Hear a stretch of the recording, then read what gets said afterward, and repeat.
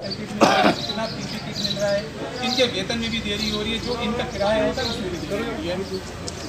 मैं आप लोगों के माध्यम से ये अध्यक्ष जी को मैंने बात यह बताई और मैं आपसे वादा करता हूँ कि आप लोग कांग्रेस पार्टी को आगे मौका दें और अध्यक्ष जी के हाथ में ऐसे और सामाजिक संगठन आगे बढ़कर के जिस तरीके से आम जन तक पहुंचने का काम कर रहा है, मैं समझता हूं कि इससे अंकित कराने तो बता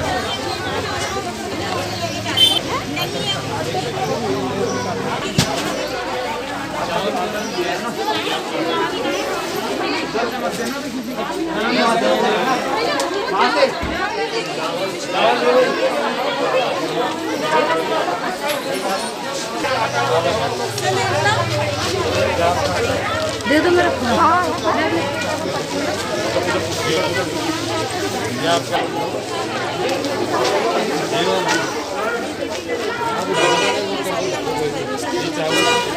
ये आपका आटा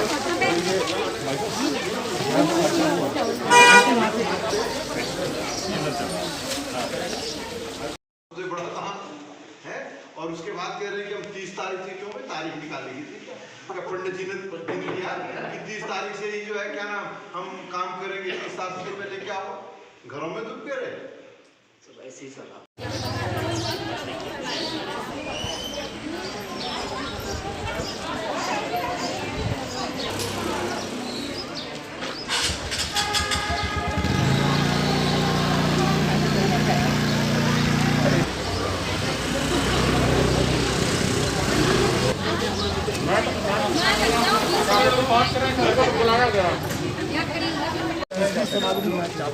श्रीमती बीना रावत,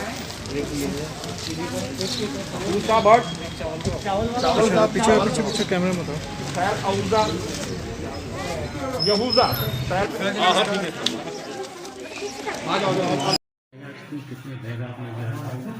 देखिए देश और प्रदेश में कोरोना की महामारी लगातार बढ़ती जा रही है और इन विषम परिस्थितियों में मैं कांग्रेस जनों का आभार व्यक्त करता हूँ, मैं बहुत बहुत धन्यवाद देता हूँ कि हमारे साथियों ने अपनी जान हथेली पर रख करके कोरोना की इस महामारी में आम जन के साथ खड़े होने का काम किया।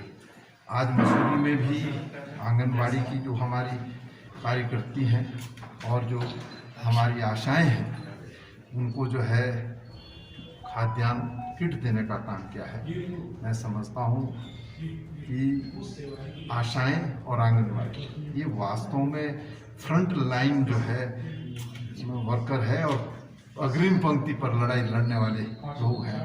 तो इनके साथ बहुत सारी जातियां भी हो रही है, समय से वेतन नहीं मिल पा रहा है, जो इनको आवश्यक संसाधन उपलब्ध होने चाहिए थे कोरोना की महामारी से लड़ने के लिए, वो भी उपलब्ध नहीं है। हमारे साथियों ने चाहे जोशी गुंजोला जी हों, चाहे हमारे मल साहब हों, चाहे हमारे महानगर अध्यक्ष हों, राजकुमार जी हों, नेगी जी हों, लालचंद जी हों, सब साथियों ने और कांग्रेस के और तमाम साथियों ने ये कार्यक्रम किया और मुझे भी इसमें शिरकत करने का।